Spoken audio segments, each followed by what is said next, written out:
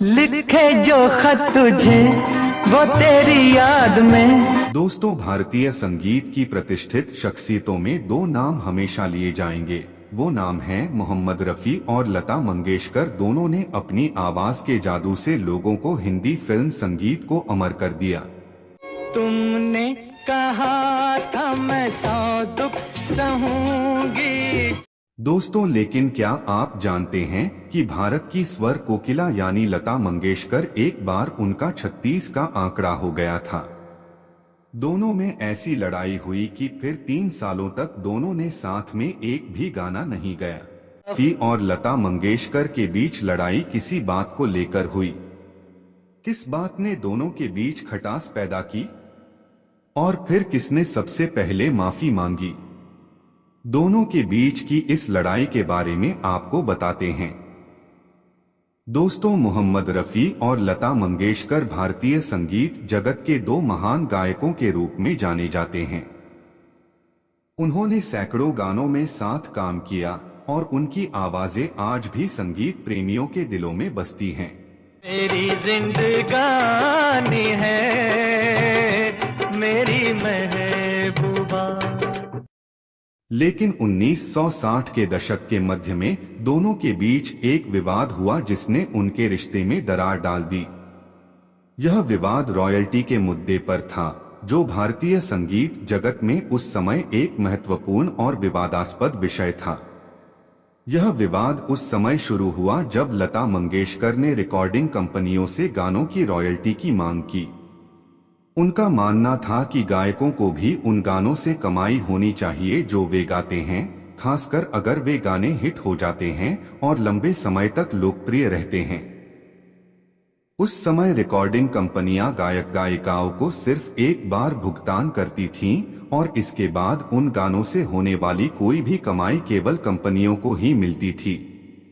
लता मंगेशकर इस प्रणाली के खिलाफ थीं और उन्होंने इसे बदलने की पहल की। उन्होंने मांग की कि गायक गायिकाओं को भी उन गानों की रॉयल्टी मिलनी चाहिए जो वे गाते हैं। यह एक बहुत ही विवादास्पद मुद्दा था और इसने संगीत जगत में कई कलाकारों के बीच विभाजन पैदा कर दिया। कई लोग लता के समर्थन में थे, लेकिन कुछ कलाकारों का मानना था कि एक बार गाना रिकॉर्ड हो जाने के बाद गायकों का उसमें कोई अधिकार नहीं रहना चाहिए। कौन है जो सपनों में आया?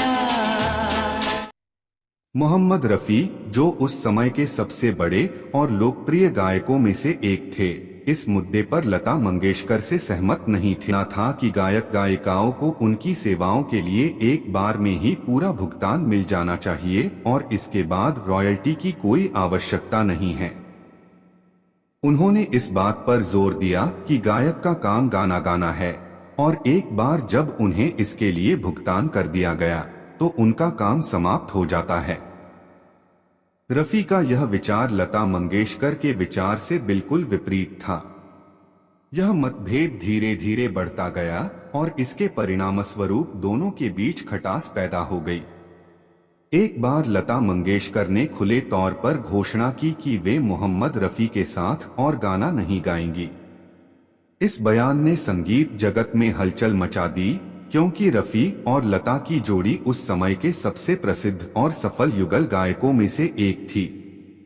इस विवाद का प्रभाव यह हुआ कि 1960 के दशक के अंत और 1970 के दशक की शुरुआत में दोनों ने कई वर्षों तक एक साथ गाना बंद कर दिया। इस दौरान उन्होंने एक भी युगल गीत नहीं गाया, जबकि पहले वे अक्सर साथ गाया करते थे। संगीत निर्देशकों को भी इस विभाजन से परेशानी हुई, क्योंकि उन्हें दोनों गायकों के साथ अलग अलग गाने रिकॉर्ड करने पड़ते थे। हालांकि इस अवधि में भी दोनों ने व्यक्तिगत रूप से कई हिट गाने दिए, लेकिन उनकी जोड़ी का जादू दर्शकों को मिस होने लगा। संगीत प्रेमियों के लिए यह एक बहुत ही दुखद समय था, क्योंकि वे रफी और लता की जोड़ी के गानों को बहुत पसंद करते थे। कई वर्षों के बाद जब दोनों गायक अपने करियर के शिखर पर थे, तब उन्हें इस बात का एहसास हुआ कि उनके बीच का यह विवाद संगीत जगत और उनके प्रशंसकों के लिए नुकसानदायक हो रहा है। ऐसे में दोनों के बीच सुलह की जरूरत महसूस हुई। कई स्रोतों के अनुसार इस विवाद को समाप्त करने का पहला कदम संगीत निर्देशक जयकिशन शंकर जयकिशन की जोड़ी से ने उठाया। उन्होंने दोनों गायकों के बीच सुलह कराने की कोशिश की और आखिरकार 1970 के दशक की शुरुआत में एक ऐसे मौके पर जब दोनों किसी फिल्म के लिए रिकॉर्डिंग करने वाले थे, रफी और लता के बीच सुलह हो गई। इस सुलह के बाद दोनों ने फिर से एक साथ गाना शुरू किया। हालांकि यह भी कहा जाता है कि इस सुलह में लता मंगेशकर ने पहल की थी और रफी से माफी मांगी थी, लेकिन इस पर भिन्न भिन्न स्रोतों में अलग अलग दावे किए जाते हैं। कुछ कहते हैं कि रफी ने माफी मांगी तो कुछ कहते हैं कि लता ने। मोहम्मद रफी और लता मंगेशकर के बीच का विवाद भारतीय संगीत जगत का एक महत्वपूर्ण अध्याय है। यह विवाद सिर्फ दो महान कलाकारों के बीच का मतभेद नहीं था, बल्कि उस समय के संगीत उद्योग की एक महत्वपूर्ण समस्या को भी उजागर करता था। रॉयल्टी का मुद्दा और गायक गायिकाओं के अधिकारों को लेकर यह विवाद कई वर्षों तक चर्चा में रहा। हालांकि इस विवाद का अंत दोनों के बीच सुलह के साथ हुआ, लेकिन यह घटना हमें यह समझाती है कि कैसे व्यक्तिगत मतभेद और विचारधाराएं भी दो महान कलाकारों के बीच दरार पैदा कर सकती हैं। यह भी दर्शाता है कि कला और व्यवसाय के बीच संतुलन बनाए रखना कितना महत्वपूर्ण है। अंततः मोहम्मद रफी और लता मंगेशकर दोनों ने अपने अपने तरीकों से भारतीय संगीत को समृद्ध किया और उनकी आवाजें आज भी संगीत प्रेमियों के दिलों में जीवित हैं। तो दोस्तों, आपको मोहम्मद रफी और लता मंगेशकर की कौन सी फिल्म या किरदार पसंद आया था, हमें कमेंट में जरूर बताइएगा। ऐसी ही और दिलचस्प कहानी जानने के लिए आप मेरे चैनल कृष्णा फिल्मी टीवी को सब्सक्राइब भी कर सकते हैं। बस बेल आइकन दबाना मत भूलिएगा। धन्यवाद।